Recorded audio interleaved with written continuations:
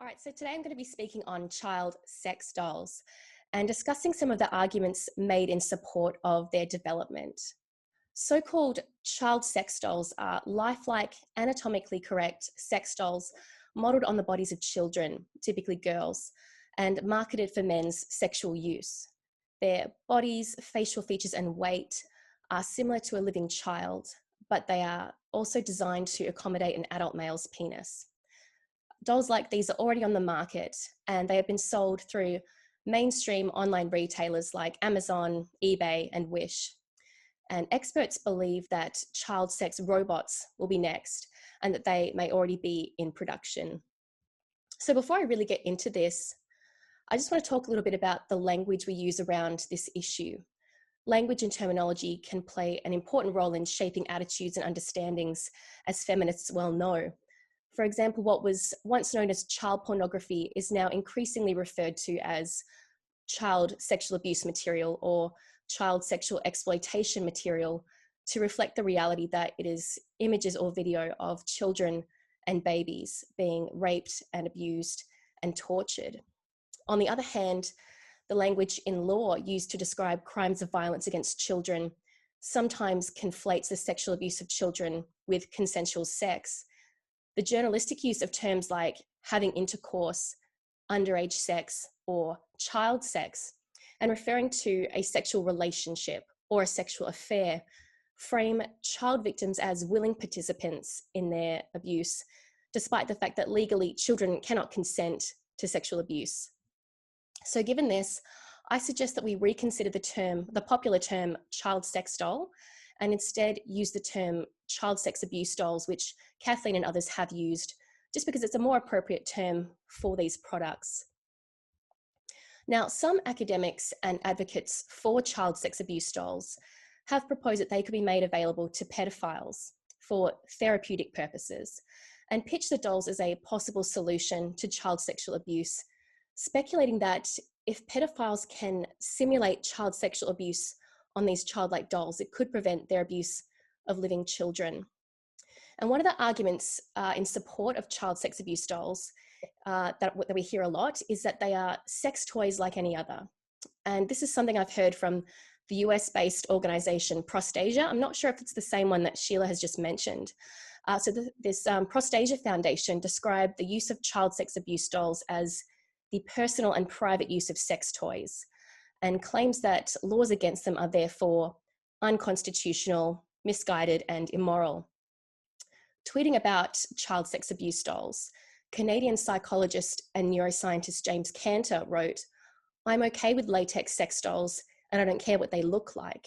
And Australia protecting society from crimes against latex, thought crimes against latex. If child sex abuse dolls are merely sex toys like any other, then it could theoretically be argued that they don't raise any unique ethical issues. But child sex abuse dolls and sex dolls and robots more generally are distinct from traditional sex toys on the basis of their embodiment in human form, specifically the female form. They're not merely latex sex toys, they are lifelike, anatomically correct representations of girls designed for men's sexual use. So their childlike appearance is not incidental, it's the whole point. Child sex abuse dolls are intentionally designed to look and feel like a real child, to facilitate men's embodied fantasy experience of raping a little girl.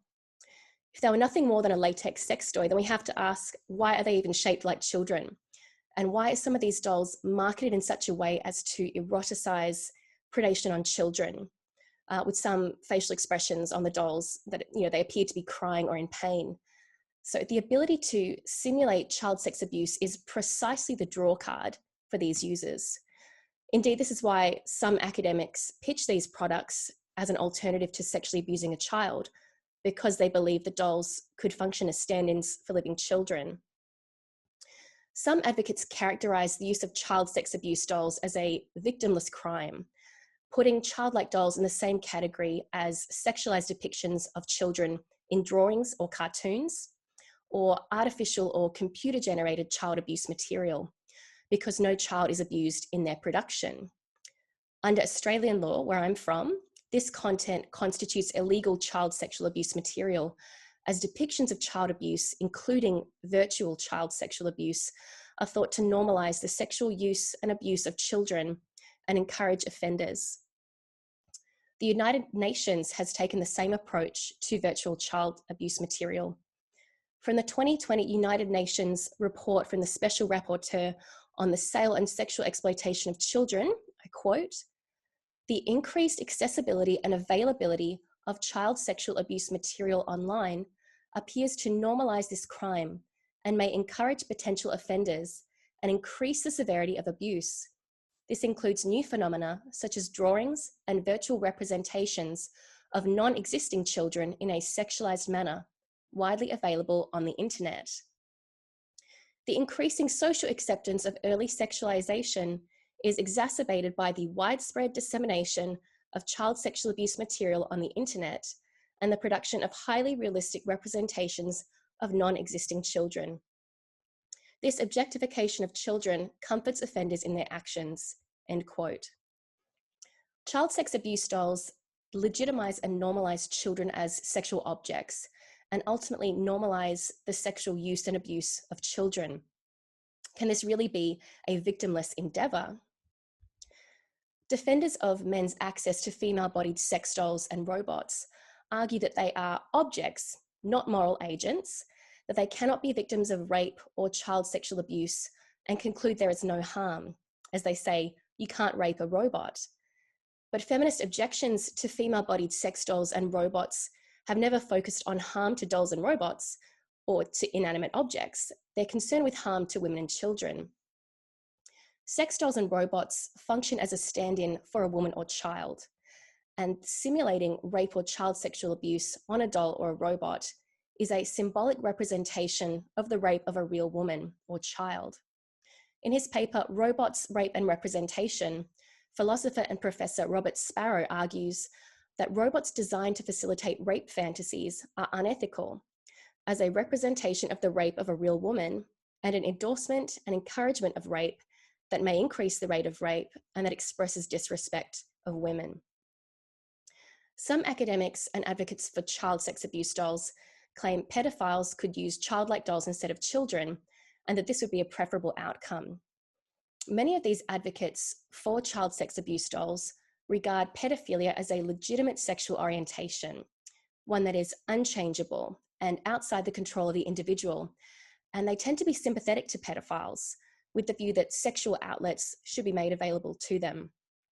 University of Oslo researchers Ole Martin Moen and Axel Branen Sterry argue that if pedophiles have no control over their sexual preferences, using a child sex abuse doll or robot might be one of the best strategies open to them given the unfortunate situation in which they find themselves. Likewise, author of Love and Sex with Robots, David Levy, told The Guardian, "It would be preferable for pedophiles to use robots as their sexual outlets than living children." But why is it positioned as either or, as though the options are to make child sex abuse dolls or robots available to men, or for men to continue sexually abusing children? It's a flawed premise. First, there's no evidence that pedophiles will use child sex abuse dolls instead of, and not in addition to, children. And there's a serious risk that child sex abuse dolls will strengthen and encourage users' sexual desires for children. The fact that the issue is framed as a choice between child sex abuse dolls or living children, as though those are the only options, that men be granted access to child sex abuse dolls or offend against actual children, is evidence of how men's sexual desires go unchallenged. Men's sexual preferences, even their desires to rape children, are elevated to the status of needs that must be accommodated. Why are men's sexual desires above scrutiny? Why can't they be challenged? Why is men's complete sexual freedom prioritized over the rights of women and girls? And how might our approach be different if we didn't begin with this premise? There's no evidence for this previously popular idea that men perpetrate sexual violence against women, children, and other men due to uncontrollable sexual desire, or because they don't have sufficient outlet for their urges. There's also no evidence that child sex abuse dolls will lead to a reduction in the abuse of children. There's no shortage today of sexual outlets available to men outside of intimate relationships. They can pursue casual sexual encounters through dating or hookup apps. They can access an endless supply of online pornography, webcam models, OnlyFans, or engage in cyber sex. There are thriving, legalized and decriminalized sex industries where men have their pick of prostituted women, and now sex doll brothels. Despite this, having access to all these sexual outlets has not stopped men from raping. On the contrary, sexual violence remains prevalent throughout the world. This argument then that child sex abuse dolls could function as a sexual outlet, preventing individuals who would otherwise rape children from doing so, also fails to consider the wider cultural context in which these products are manufactured. A system of institutionalized male dominance, the routine sexual objectification of women, and a culture that eroticizes girls. Girls are routinely presented as sexually available and appealing, and many women report first experiencing sexual attention from men, adult men, as children. Teen porn is consistently one of Pornhub's most popular search terms year after year. Barely legal pornography depicting teen girls with flat chests, braces, pigtails, that's still widely available. Schoolgirls are fetishized, and sexy schoolgirl costumes are sold in mainstream retailers. Collective Shout has exposed major bookstores and online marketplaces selling erotic ebooks that feature incest and child abuse. And we've also exposed Instagram's hosting of sexualized images of underage girls, sometimes even prepubescent girls. Can we really separate men's demand for child sex abuse dolls modeled on the bodies of prepubescent girls from a wider culture in which girls are sexualized and treated as appropriate objects of men's sexual entertainment? Maybe the answer isn't in finding new ways to cater to men's sexual desires, but to go to the source and address the cultural factors at play that encourage and legitimize predatory attitudes towards girls. Supporters of child sex abuse dolls claim that they could prevent the sexual abuse of living children, but there's no evidence for this, and it's difficult to imagine how research of this nature could ever be carried out ethically. A 2019 report from the Australian Institute of Criminology suggests that the opposite is true. The authors reviewed the research on sex dolls, child sexual exploitation material, and sexual offending against children, and concluded there was no evidence that child sex abuse dolls will prevent child sexual abuse, and that they could increase the risk of child abuse. From the report, it is reasonable to assume that interaction with child sex dolls could increase the likelihood of child sexual abuse by desensitizing the user to the physical, emotional, and psychological harm caused by child sexual abuse and normalizing the behavior in the mind of the abuser. The report also suggests that child sex offenders could use the childlike dolls as a tool to groom children for sexual abuse, just as predators have utilized pornography in the past to groom children.